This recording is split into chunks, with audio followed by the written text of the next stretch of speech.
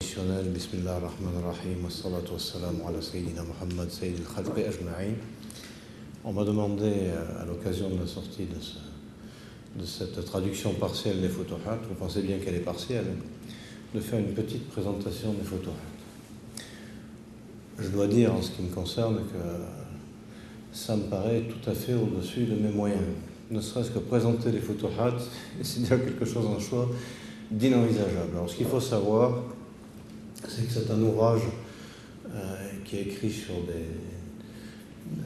des grands formats, qui comporte 4 ou 5 tomes, dont chacun comporte 7 à 800 pages. Donc ça vous donne déjà l'idée du volume.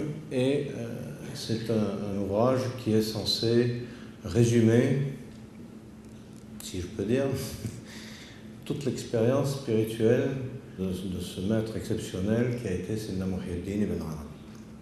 Alors on ne peut pas parler des Futuhat sans parler d'abord du personnage.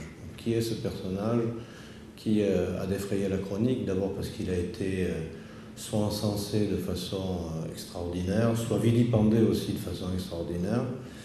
Et pourquoi il a suscité un tel engouement de part et d'autre, je dirais, aussi bien de la part de ses détracteurs que de la part de ses admirateurs. Il faut savoir qu'effectivement, les Futuhat al-Makkiyya, les révélations de la Mecque, qui sont un peu son testament spirituel, c'est un ouvrage dans lequel sont contenus peu ou prou tous les autres ouvrages qu'il a pu écrire et qui, comme a pu vous le dire tout à l'heure M. Anesté, sont innombrables. C'était un auteur excessivement prolixe et il lui est arrivé d'écrire des ouvrages qui étaient très denses, parfois en quelques nuits. On a du mal à imaginer ce que ça peut vouloir dire, mais soit on se place au point de vue, je dirais, de la compréhension ordinaire qu'on a de l'être humain. À ce moment-là, on se dit, ma foi, c'était un homme qui était aidé par je ne sais quel canal. Soit on admet qu'il y avait une espèce de pouvoir surnaturel qui lui a été donné pour pouvoir rédiger tout ce qu'il a rédigé en si peu de temps. Et il est clair que c'est de ce point de vue-là qu'on se place. Il faut savoir donc que cet auteur, qui a encore une fois défrayé la chronique, c'est un auteur qui va marquer son époque au point qu'il y aura un avant Ibn Arabi et un après Ibn Arabi. Qu'est-ce qui fait l'originalité de l'auteur? Mais ce qui fait l'originalité de l'auteur, il y a énormément de choses. La première, c'est d'avoir, une des premières, c'est d'avoir donné, je dirais, à ce qu'on appelait par la suite carrément le tasawwuf, c'est-à-dire en gros la spiritualité islamique, un vocabulaire tout à fait spécifique qui va être repris par la suite dans les différentes turuq, dans les différentes voies spirituelles, et qui fait que finalement l'ensemble de la spiritualité islamique va être marqué par cet auteur de façon quasiment définitive. C'est-à-dire qu'on va retrouver de l'Asie jusqu'à l'extrême occident musulman, un vocabulaire qui va être défini par celui qu'on a appelé par la suite Cheikh al-Akbar, le plus grand des maîtres. Alors, qu'est-ce qui peut expliquer le succès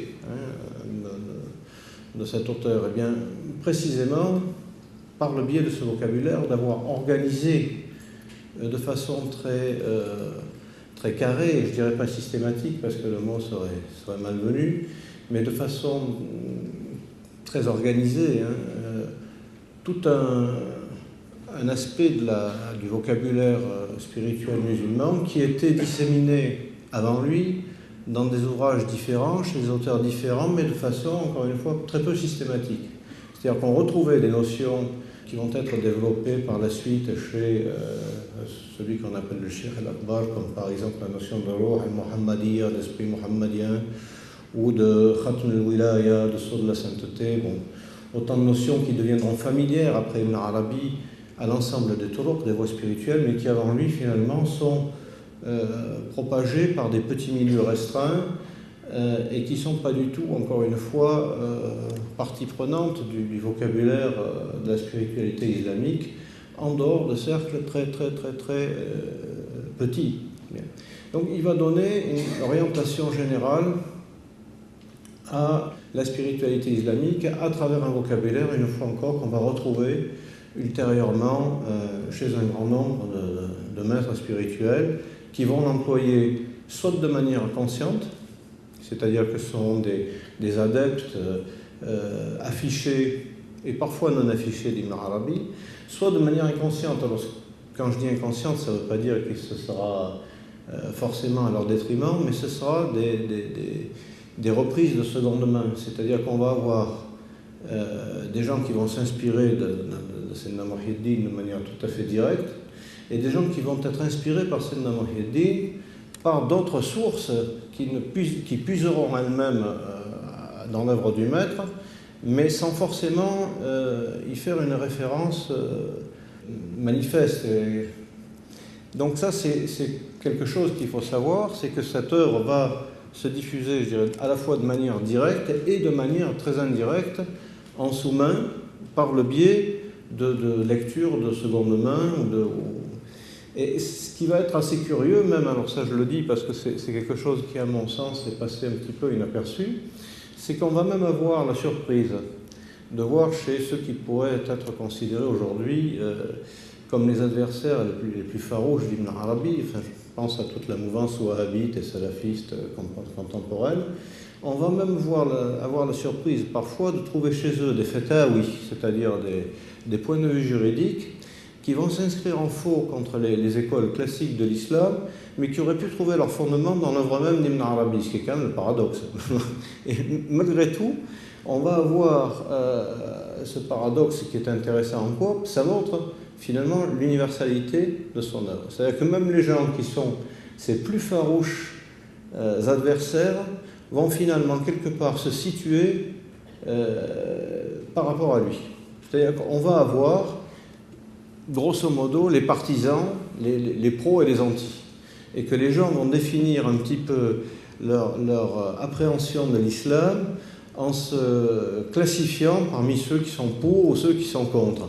Ce qui montre que finalement, bon gré mal gré, il a réussi, sans forcément le chercher, ou en tout cas je ne sais pas s'il pouvait appréhender que ce serait une des conséquences de son œuvre, mais il a réussi à s'imposer comme une espèce d'arbitre d'une certaine vision de l'islam, en scindant finalement un peu, je ne dirais pas l'islam en deux, mais une vision en tout cas de l'islam en deux, avec ses partisans d'un côté et puis ses adversaires de l'autre.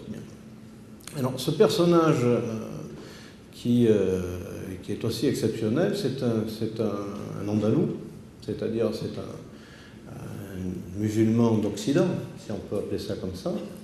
C'est un andalou qui est descendant d'une famille célèbre, puisqu'il s'agit de la famille des Hatim al-Tai, qui sont connus pour leur générosité en islam. C'est un yudrabu fihim al-masal bil karam. On les montre en exemple de générosité. Et à ce titre-là, Sayyidina Muhyiddin se prévaut de ses ancêtres, notamment d'être un descendant des Ansar, c'est-à-dire des partisans médinois du prophète de par sa mère. Et donc il a toute une tradition chevaleresque qui va se vérifier jusque chez ses plus proches ancêtres, puisque son père a fait le métier des armes, et qu'il espère finalement pour son fils le même devenir. Donc apparemment il a une voie toute tracée de notable andalou qui va devenir un homme d'armes. Et puis le destin va en décider autrement, et il va avoir, on ne va pas rentrer dans le détail puisqu'ici il s'agit d'exposer très bref, mais une espèce de ce qu'il appellera lui-même de fath, d'ouverture absolument phénoménale, où on va voir un jeune homme dans l'adolescence s'isoler pendant près d'un an pour méditer sur Allah, sur Dieu, selon des modalités qui vont lui être transmises. Alors je dis par Dieu c'est qui, mais entre parenthèses, et il va sortir au bout d'un an porteur de toutes ses connaissances en germe, qui va développer tout au long de sa carrière, qui va être longue.